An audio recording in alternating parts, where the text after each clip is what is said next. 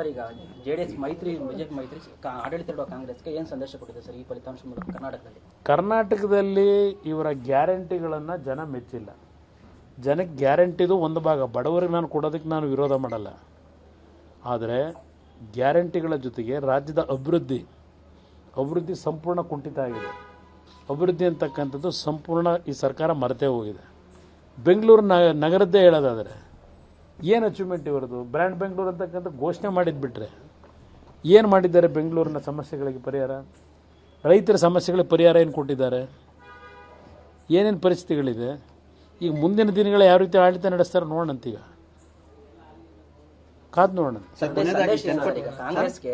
ಕಾಂಗ್ರೆಸ್ಗೆ ಈ 1 ವರ್ಷದ ಆಡಳಿತ ಇದೆಯಲ್ಲ, ಇದೇ ರೀತಿ ಆಡಳಿತ ನಡೆಸಿದರೆ ಕಾಂಗ್ರೆಸ್ ಜನರ ಹೃದಯದಿಂದಲೇ ಕಣ್ಮರೆ ಆಗ್ತಕ್ಕಂಥ ದಿನಗಳು ದೂರ ಇಲ್ಲ.